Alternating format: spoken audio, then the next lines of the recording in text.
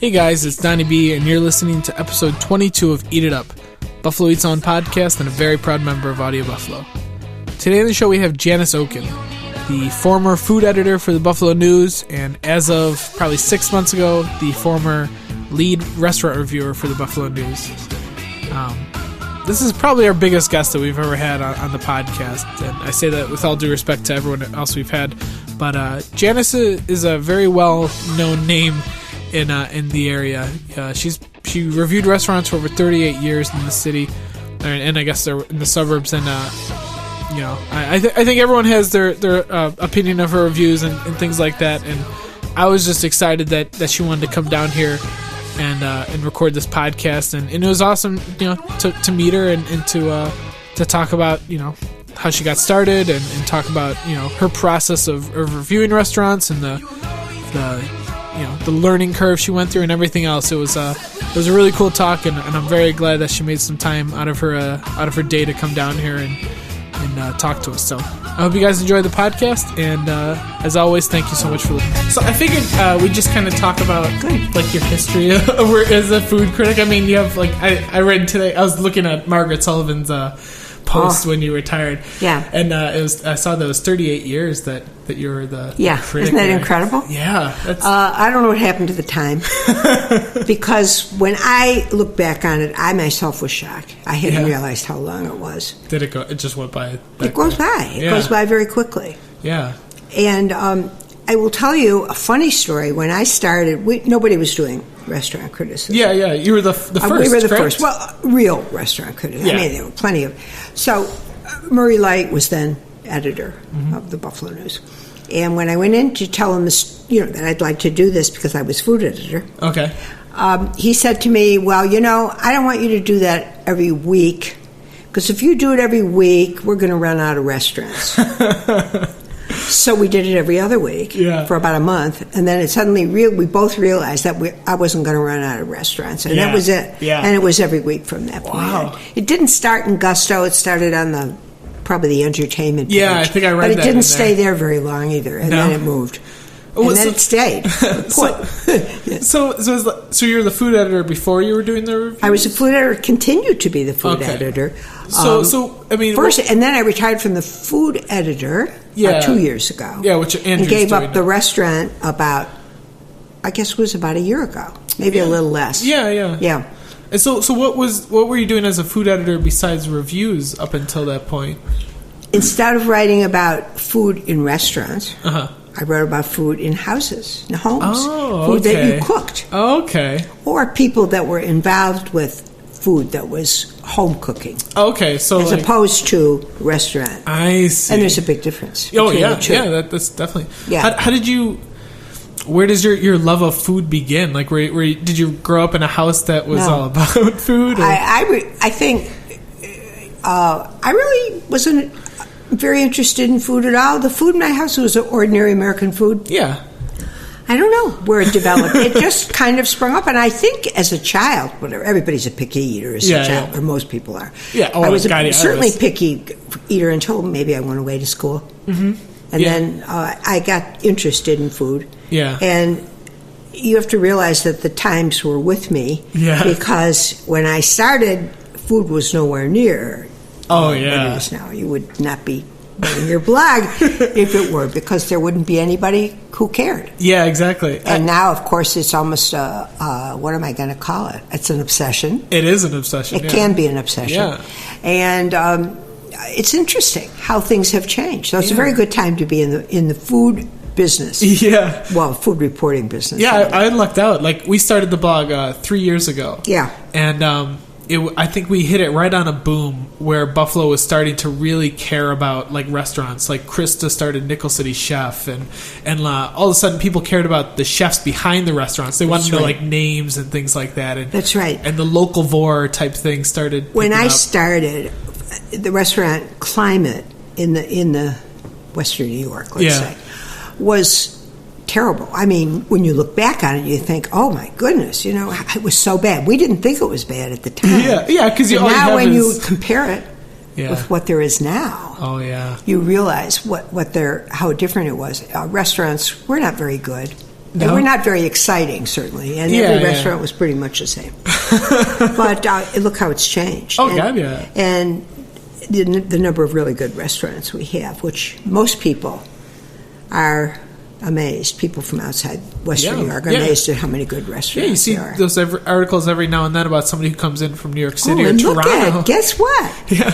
It's not just chicken wings. No, it's not just chicken wings, right. Yeah. So that's kind of good. And I think there's a lot of reasons for that. I think restaurant criticism makes a big difference in the climate or the way people think of going out to eat. Yeah. But I also think it was kind of almost a national movement.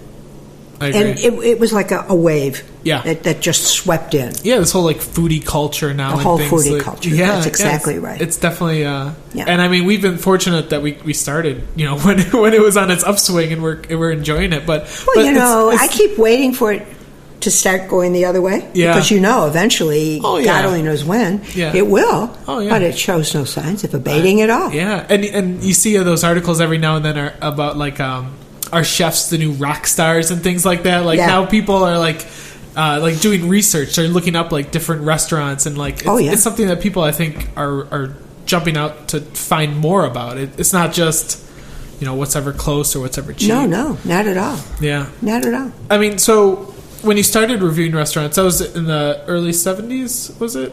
Well, it must have been. I think it was 1974, but I might be wrong. I'm bad on dates. So early 70s. Let's say early 70s. Yeah. So early 70s, and the first restaurant, I think, was Mama Rosa's, and the next was the Cloister, and you probably don't know either one of them. I unfortunately do not know. Okay. The Cloister was a big, really fancy restaurant. Yeah. And it was at the corner. There's nothing there now.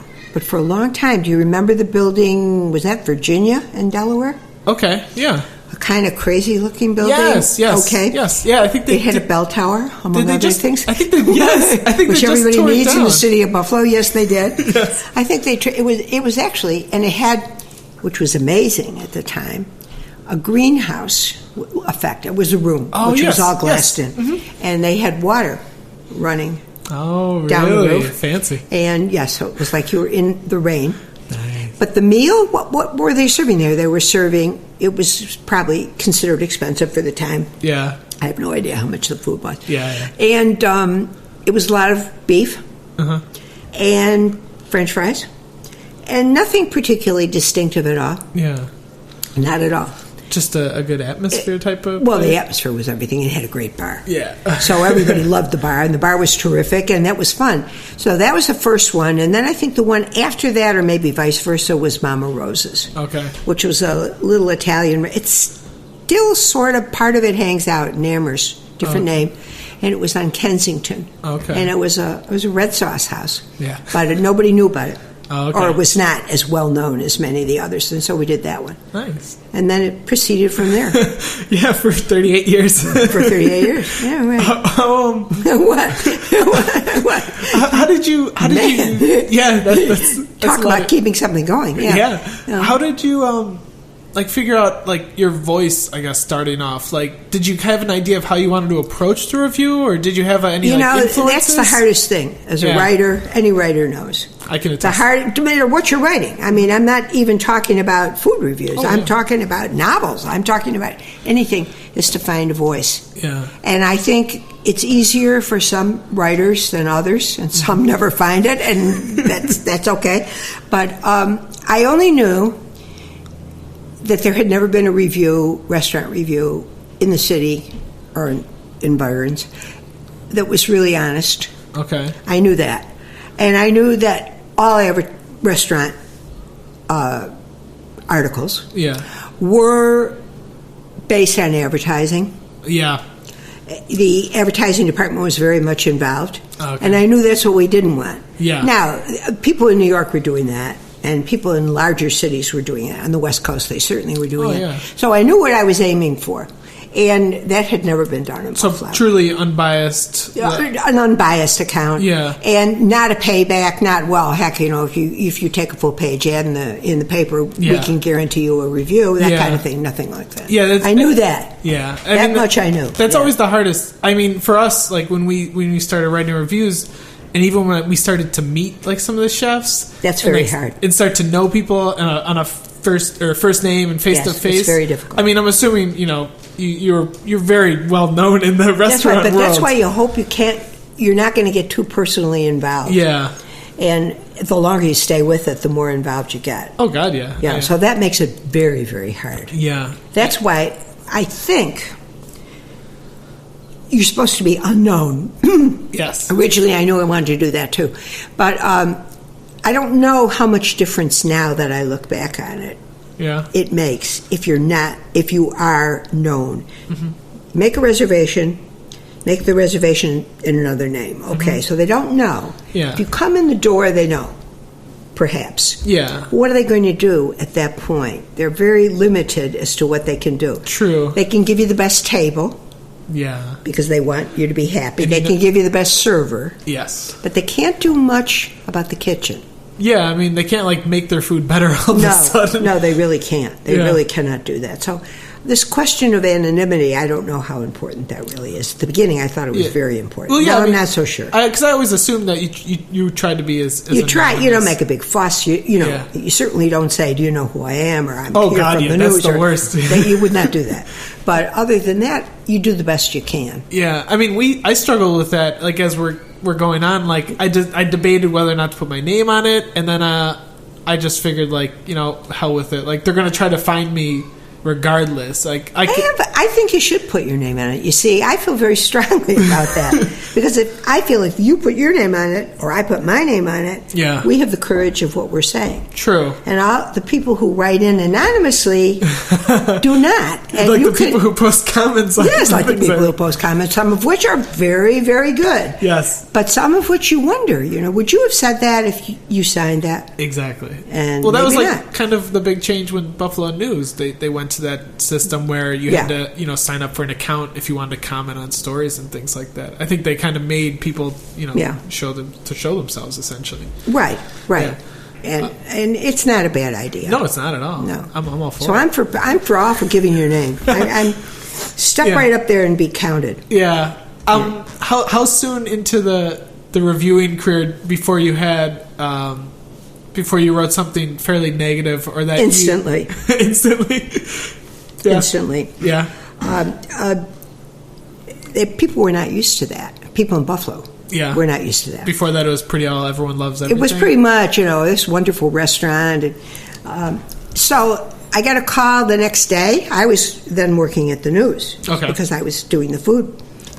And she was furious. I don't know. Probably she was involved with the owner. I tried not to ask too many questions. I see. And she claimed that she was going to come in and talk to me in person and heaven only with a rolling pin. I don't know. And I was terrified the whole next day. Oh, yeah. My desk was a long way from the elevators, and I used to look up and see if there was a ferocious looking one. And I planned where I could run. Oh, really? Which would have been to scoot for the ladies' room. But she never showed, and so there were a few things like that. Yeah. How soon into your first year or so? I think it was the first. I seem to remember as the first review, or maybe the second. Oh, they're just shocked by. Yeah. Just couldn't believe it that this was in there. Yeah, we've luckily only had a couple instances where a restaurant owner. Will an owner get in touch with you? I had an owner call me at my work where I work 8 to 5. He internet searching. And, there are no secrets anymore. Okay, all right. And threatened to bring legal action and things like that. I mean, you've done it for 38 years. Did you ever get to that point? Legal action a couple of times, but not anything that terribly frightening. A couple of owners, oddly enough, not as many owners as you might think. I think owners are smarter than you think, and there's nothing to be gained by that. It's much better to say, I read your review, and I think that some of the points you made were valid, and I want you to know we're going to work on that. Yeah. That's if you're enlightened. Those are the best. Right. Because every time I get an email and I see it's a name I don't know, I'm like, oh boy. Here we go. Yeah. And then some of the times it's that's nice. Well, sometimes they're intelligent, and they realize, that's a good point. Yeah. And we're going to work on that, and then they say, we invite you to come back, et cetera. Yes. I don't know if I would do that. I think if it were my restaurant, I would do it. Yeah. I don't know. I think It's like a child, it's very difficult. Somebody insults your child, you're not going to take it in a nice, even-handed way. Exactly. Yeah. It's almost like if you have a friend from not from Buffalo and they make a joke about Buffalo, or they critique it, and even though it's true, like they make fun of the city, but it's still like, I can say it, but you can't say that. Right. It's like, if somebody says something about your sister or your brother, I can say it, but don't you dare say it. Exactly. It's the same feeling. Yeah, I feel like it is. Because, those are like their children, if they're that involved with it. And the other bad thing, which, bad is the wrong word, I can't think of the right word, but the thing that's inhibiting is that that it's one thing to do a movie review or a film review, and you didn't like the film, and it doesn't really matter. You didn't like the film, and that film is going to move on. Exactly. And that theater is going to get another film. Yeah. But a restaurant is somebody's life's work. Exactly. And that makes it very, very scary in a sense. You have to have the feeling that how much that means. Yeah. To someone, and it's almost on a different scale too. Like with other things, any other critic is basically a national critic. That's true. And Buffalo is a small part, but the Buffalo News is the biggest news. It's the only newspaper in Buffalo, and hundreds of thousands of people read it. So, essentially, did that occur to you that your words have that much weight? Or do you try not to think about that as you're writing it? I think I blocked it. Yeah? I knew it. Of course, if I had said it down rationally, I would have realized it. And I had, I saw the figures circulation was putting out. Yeah. I knew how many people were reading. But I think I blocked it because I think you would really be afraid to even talk, maybe. Yeah. And you do get hardened after a while. And you say to yourself, well, I've got to say this because it's true. Yeah. And then you would do it. Yeah. And then you decide who you're writing for. Mm-hmm. Who are you writing for? You're writing for the guy that buys the paper, for the guy that doesn't have that much money and has X number of dollars and wants to go out and have a nice meal and doesn't want to see those X number of dollars go down the drain. Exactly. And so that, I think, is who you write for. Yes. I tell people that I will eat at the bad restaurants so they don't have to. Exactly. I will waste my money, but they don't have to. So I'm asking you, what do you do? I don't know enough about this yet to know. If you go to a restaurant and you really think it's dreadful, you will talk about it. You will post about it. Yeah, we will write. Luckily we haven't had too many. I think most of basically our restaurants it was pretty bad, it was okay, or it was really good. And unfortunately, a lot of them fall in that okay. It's absolutely okay. True. But it's hard to write about that. It's absolutely true. And it's everything you're saying is absolutely true. I know this. Yeah, right. Okay. And the bad ones I have no problem with if I feel it's deserved. I don't have a lot of expertise on authenticity, and I can't eat something and pick out exactly what flavor's missing. Mm-hmm. But I can tell if something didn't wrong. Hit me right, or if the service is just horrible. That's easy. Yeah. We try to just be honest. Our kind of angle is I was a super picky eater, maybe a couple years ago. You were? Yeah. I was the chicken finger all guy. restaurant critics were super picky eaters in their youth? It's very possible. It's very possible. Yeah. But I guess I had an awakening a couple years ago. Yeah. And I was like, you know what? I want to try to eat everything I can. And it was a lot about ethnic cuisine, too. Mm-hmm. I want to start eating Chinese and Indian and Lebanese and all that stuff. And so I just started the blog. I was like, I'm just going to document my journey of me trying out all these new cuisines. Which is interesting, yeah. Yeah, and so I never claimed to be listen, I know what Indian food should taste like. I come from it I used to be a picky eater. I know that maybe some of my readers are picky eaters. A lot of them. If I can enjoy this dish, that means that you could come and enjoy it. It's and not don't be weird. Afraid of it. Exactly. That's really my whole angle. Don't be afraid. And over the last 3 years, it's we've gotten more educated, and I feel more comfortable talking about stuff. But the first couple years was me just going this is what this is like, and you should try it out. Well, so it has sort of a strange sauce, but don't be put off by this strange sauce, which is running all over the plate. Right. So, how did, for ethnic cuisine for you, over the years, it probably became more prevalent in Buffalo. It did. It really did. You stop to think about ethnic cuisine. Usually, in the beginning, especially, it was in small restaurants that not everybody knew about. Yeah. So the big ethnic cuisine, I don't even know if you can call it ethnic anymore, was Italian American. Oh, really? It was like the... Yeah, I mean, that was considered an ethnic restaurant. Don't laugh. It was. and now, of course, if you look in the phone book, how many... Italian God. Is by far. And it wasn't the kind of Italian that was particularly adventurous. It was the kind of Italian that had a lot of red sauce sometimes had meatballs and it was down home Italian food. Yeah. Then the next big one was Chinese, and it was Chinese in those days. Oh, not like it was not Asian. Okay. Per se. Oh, like the fusion. Because first of all, nobody knew anything about Vietnamese food. Oh God, yeah. Absolutely not. And or Thai food. Thai came in popularity came before Vietnamese, and so gradually that expanded.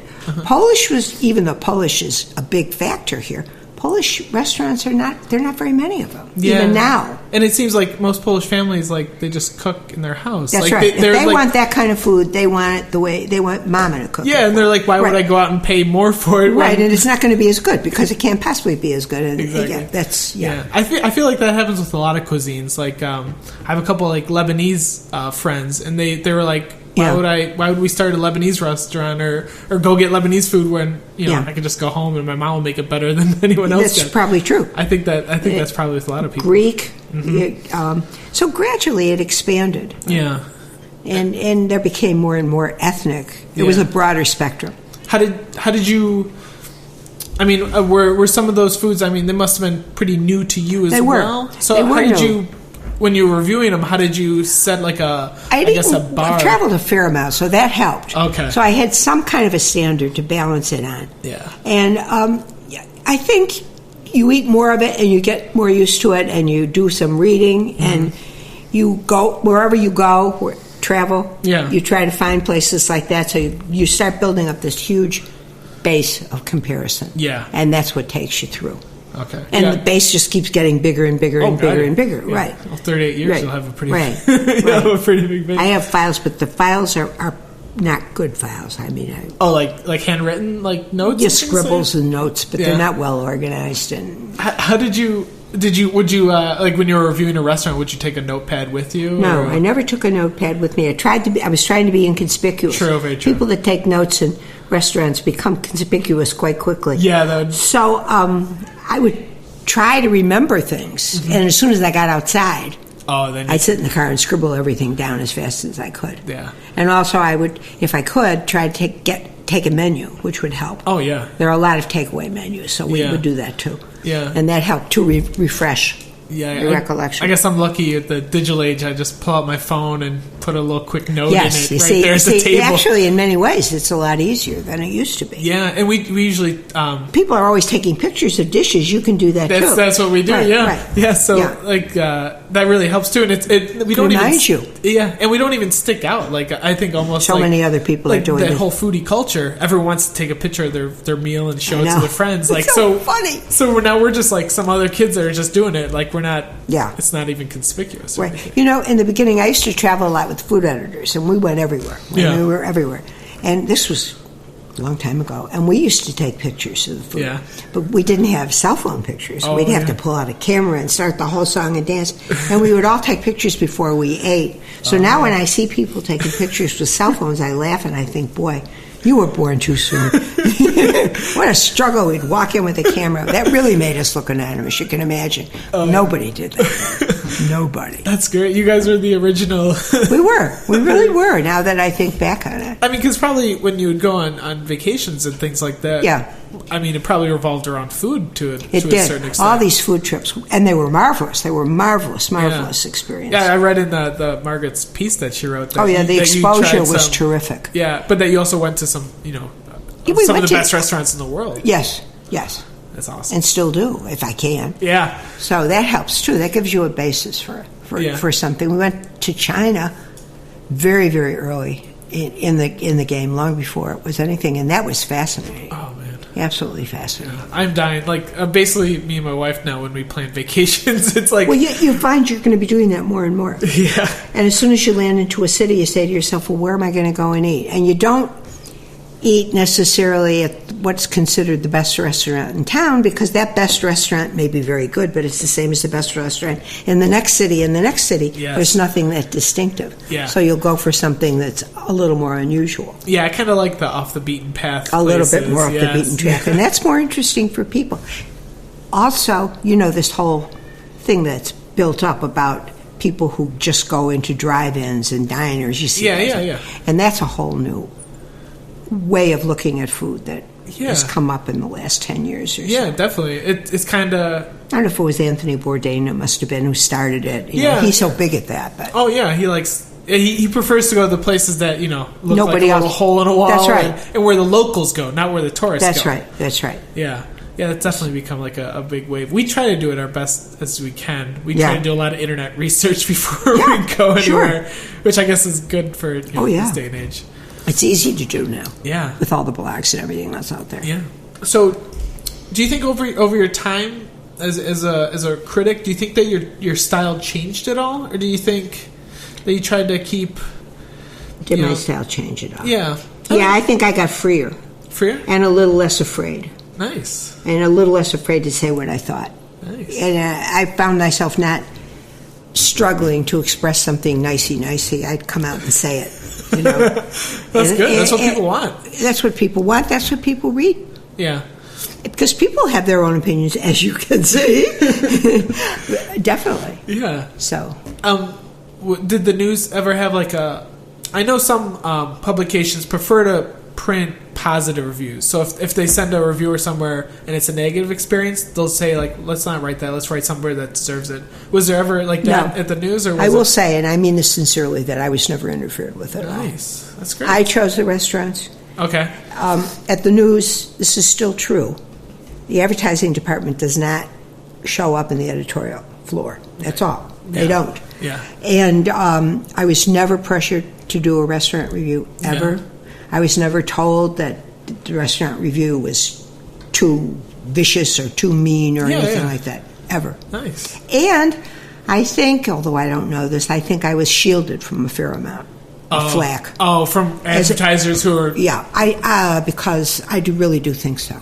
Yeah. Which I respect. I have great respect for them. And they handle it. They're very, very above board. Nice. Yeah. So that makes it easier. Oh, I bet. Yeah. I mean, we don't have any advertisers, so look at you. We don't have anybody to offend. Yeah. Isn't that wonderful? Well, I don't know about. We don't have anyone who can hold, withdraw money or anything like that. Or say fire him. Exactly. Right? Yeah. No, you can't do that. That's, I guess, the benefit of going at it guerrilla style. What was the first one you ever did? The first review we ever did? Yeah. You know what? We had a couple in the beginning where it was just pictures that I had on my phone, and I didn't think anyone was going to read it. I was like, I just want to keep this for me. But the first one that I sat down and was like... And said, this is what I'm going to do. Yeah. It might have been C-Bar, actually. Their city location right on Ellicott. Yeah, the one on Ellicott Street. Yeah. Right. Which actually was my first sushi experience, too. So that must have been fun to write about. Yeah. Yeah. And you know what, though? That was the first one where we had negative feedback because it was people telling me that I shouldn't be writing about sushi unless I knew what I was talking about. Because I was trying to come at it from an angle of this is my first time. But you were honest. I was straight up. Right. That's our whole thing. You weren't trying to pretend to something that you didn't have any knowledge. Yeah, no, I never try to pretend like I'm an expert. That's the least thing I am. So in today's world, there aren't that many people that haven't had sushi. Kids eat sushi. Oh yeah. My grandson was 7 years old and he was eating sushi and knows more about sushi than I do at this point. He loved it from the very beginning. Yeah. So I don't think it's as rare now. Yeah. No, not at all. I think the sushi has gotten to a point where it's user friendly. I guess you can get shrimp or crab, which is... Or you can get a lot of cooked sushi. Yeah, exactly, yeah. It's not really raw. You're not eating raw shrimp. Sashimi's available, but you don't have to have that if you're at all reluctant. Yeah, and that's what I liked about C-Bar, was they have a lot of... it's a great entry place for people who have never had it. And, I think it is. Yeah. Not to mention it's also pretty good. Mike has some skills. But there's Cooney's over there, who's wonderful, and there's a lot of... good sushi. So how do you stay on top of what's new in the area? I mean, I know now it's kind of different because it's much more different. You're eating for pleasure. You're not eating for work anymore. But you never lose that. You never lose that tasting. When you go somewhere, that's the first thing you it goes in my mouth, and I think, what is this? Okay. Yeah. Oh, what's that? Is that vanilla? Or that sort of thing. You can't turn it off? I don't think you ever do. And I think that's very good because I don't think people should just gulp food. I think they should think about what they're eating. Okay. Maybe people wouldn't have problems with obesity if they didn't just keep shoving food in their mouth and not thinking. Exactly. Which is what people do. I agree with that, yeah. Yeah. I would say, I'd say that was probably some of our learning curve is our first year we were maybe doing too much pizza and things like that. And we were like, we should probably start getting a little bit more diversified and going to healthier places. And right. I guess I don't know. I'm still a junk food guy at heart. Oh, well, I have moments too. Yeah. Plenty of them. We all need our chicken finger sub or whatever does it for you. Yeah. Exactly. Growing up as a food writer, did your kids grow up to enjoy food more or things like that? My kids are good now. Yeah. But they're grown. Yeah. But our son was terrible. Yeah. Terrible. He was the world's worst eater. And our daughter was a little better, but not great. Yeah. And when he finally got away to school, I do remember he's now 18 years old. Okay. He's away from home. And he writes us and calls us. And he says, you're going to laugh. And it's a good thing he's not hearing this, and he will, probably. But he said, I had spaghetti with tomato sauce last night, and it was good. I do remember that. Well, now, he's so picky is the wrong word. He's so fussy about good food, and he will try food, and so on and so forth. What a difference. Yeah. Well, sometimes it's just a matter of growing up. When we started this site and I started eating everything, my mom was pretty upset. What? She's like, now you decide? Yeah. After you've moved out and everything, now you decide to try to be adventurous? Right. Yeah. All those years I pulled full plates away from the table. And, you're right. Yeah, it was just... So they didn't start out being adventurous eaters at all. No. But they became adventurous eaters, and I think that's great. Yeah. I mean, you clearly had a love for it. It may have rubbed off. Yeah. And also they're peers. Mm-hmm. It becomes more and more important. True, peer pressure will win out a lot. Peer pressure can survive. Will survive. Yeah. I'm assuming that you go out to eat fairly regularly. Not as much as we used to, but we still go out a lot. Well, did you enjoy also cooking at home? I like to cook. Was food like an all-around love, or not? I like to cook. Yeah, I do like to cook. Yeah, I don't like to cook 7 days a week. No, but I like to cook. Yeah. I do enjoy cooking, and I think I'm a fairly good cook. Yeah. How did you? I think some of my friends are better cooks than I am, which which annoys me, but that's all right. But it's really true. Yeah. How did you decide the restaurants that you wanted to review? We went for geographical location primarily. Okay. We tried. Remember, the news is a big circulation area, so we tried to get everywhere in a circulation area, and also price range. You didn't want to do 4 very expensive restaurants week after week after week. You try to scatter them through. Yeah, you want something for everybody. You were looking for diversity, really, more than anything else. That makes sense. Yeah, that was the basis of the decision. And I keep a list, I keep. A master. Yeah, a master list, and I keep them going that way. I mean, over 3 years, I'm assuming you went to a couple places multiple times, or yes, okay, yeah. Because our thing right now is we're so early in that you won't have that problem for a long time. Yeah, no. My wish list is very long still. So a couple of them I've wanted to do because I could see I wasn't as good at what I'm doing as I am now. Yeah. So I'm like I really want to go back and rewrite that. But right, and then you know what you do? You mark it and say this is our second trip or whatever. And it was interesting to see exactly the differences or the changes. Yeah. But the other thing you'll find, and I'm passing this down like a please do. The question always arises as what to do about a new restaurant. Mm-hmm. Brand new. Yeah, we've run into that. Yeah, and there are a lot of people that say it's not fair to review a restaurant the first, time varies, but sometimes 6 weeks. And I don't know that I really agree with that, because I think a restaurant, if it charges full fare, should be able to meet people's expectations. Yeah. But, so that was a problem. And then finally, I took to putting, if it was fairly new, I would put an asterisk after the review and say, this is a very early review, we'll be back. Yeah, there should be a footnote. That's right. And we realized that. Yeah. And so that was the way to solve that problem. We've kind of done a similar thing. Because you pretty much have to do that. Because people are very curious when new restaurants... Exactly. That's right. That's the most popular time when somebody wants to know. Like, for example, when Cantina opened right across the street. And it was sort of impossible to ignore. Yeah. I mean, there's lines like out the door. And, it still are. Yeah. And I think when Andrew reported it in like May and then it opened in January or something like that. If you recall that it opened late. Yeah. It took forever to get that place open. But like that was the one restaurant that people would constantly be sending me messages like, have you been there yet? Have you been there yet? Do you have any pictures? And so the day it opened, we're like, we have to go get takeout because this is going to be like for the takeout. Yeah. And I was like, this is going to be the biggest like post. Like people want to read this. They really do. But we had to have a big footnote like this is sort of a disclaimer. Yeah. Saying, look, this is the first time. Yeah. Yeah. And you have to make allowances for that. Did you run by the standard of going multiple visits to a restaurant? We tried to do it as often as we could do it. Yeah. And especially if it was a bad review.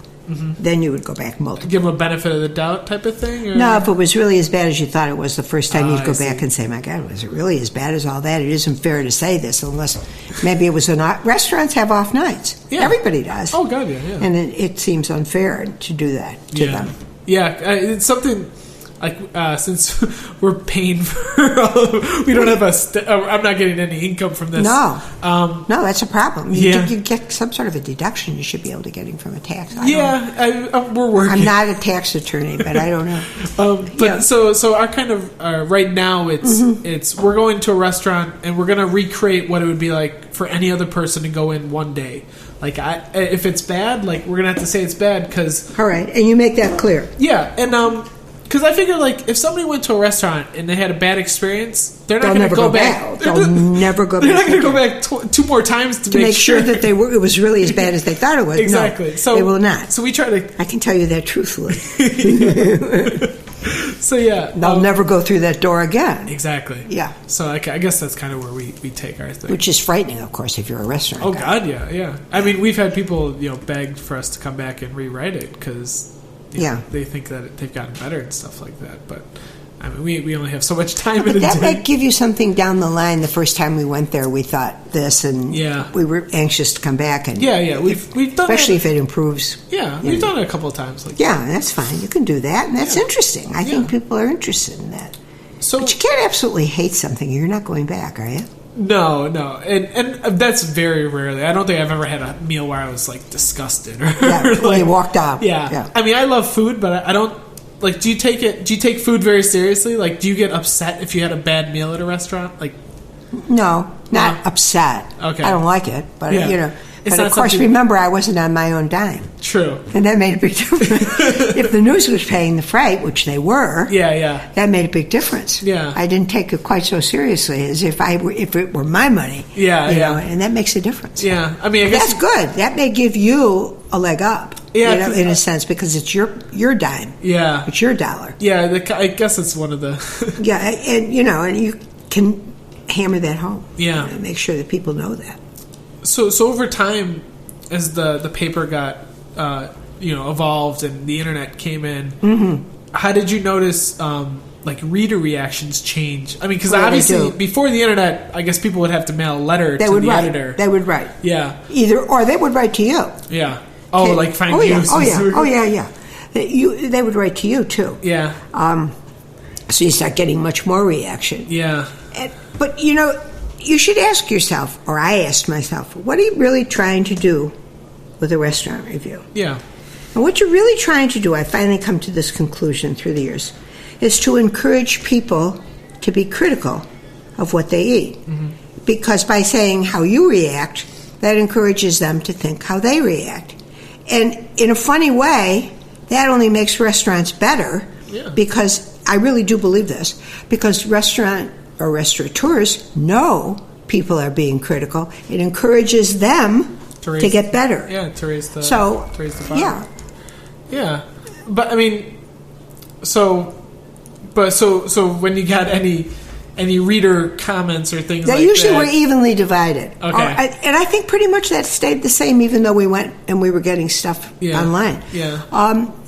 Half the people thought you were too good, and half the people thought you were too bad. Oh, okay. So that was good, because you figured that somewhere in the middle, you must have hit it reasonably close. Yeah. And that was the best way to do it. Yeah. I mean, did you look to read those comments, or were you the type of person who didn't want to read the comments? Sometimes I would steel myself and read them because I felt it was good for me. It was good for my immortal soul to realize these things. And so I did. I would read them. Yeah. I don't know. I get mixed results. Sometimes I read them and it'll. Sometimes you just can't. I know the feeling. It'll drag me down, and I'll second guess everything. Right, I've it's done. going to ruin my whole day. I can't read that today. I'll have to read this, another time. Yeah. It does bother you, and no matter who tells you that they don't pay any attention to them and they don't like nasty comments, that's a joke, because everyone, I don't care who you are, knows it, and somewhere in the back of your head, you know it's there. Yeah. So it does bother you. Yeah. Of course, it sometimes inspires you to do a better job. That's not bad. No, that's not bad at all. No. I think we had a little bit of that. People were like, you don't know that much about food. Like, why are you writing about it? And we kind of took it as like we're gonna write better. Not only that, and I'm representing you. I'm representing the average diner that's out here and who wants to make his restaurant dollars count. Exactly. So what was the behind the decision to step down as the reviewer this last? I think it was time. February.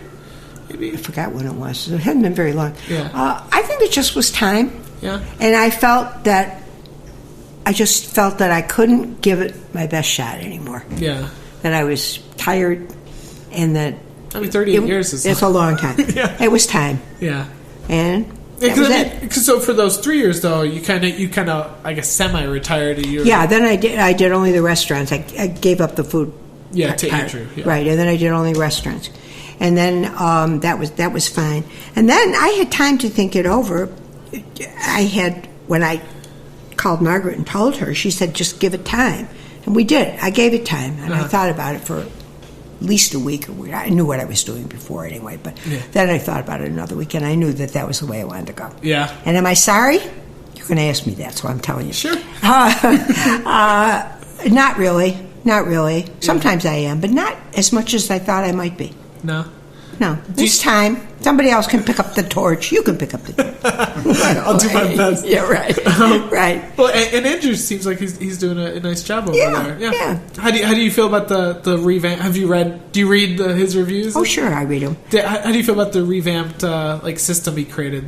Because you had the 1 to 4 stars, correct? Yeah, we did that because everything in Gusto at that point was rated on a 1. We tried to keep it a consistent system. I see. Right. I think sometimes if you have too many, it's hard, because how are you going to split them? When you got these big, broad categories. First of all, the idea of rating a restaurant is a problem from the get-go. Yeah. We actually don't put a numeric. It's very difficult to do it. Mm-hmm. I mean, who's going to sit there and say, well, it's not a 3, it's a 4? Exactly. It's impossible. Especially when you get to the half stars and all that stuff. That's right. Yeah. Right. Yeah. And so it's what am I going to say? It's very hard to have too many ratings, I think. It's hard enough when there are only a few. Yeah. Would you say, was that one of the hardest parts when you would write a review? Rating? Yeah, rating was terrible. And you always got this, and I agree that what people were saying was right. You wrote the review, and then I looked at how many stars you gave it, and it didn't seem to be the same place. Up, yeah. And because it was so hard. Yeah. to award the right amount of stars. Yeah. That you couldn't. Yeah. So. Yeah, I mean, that's...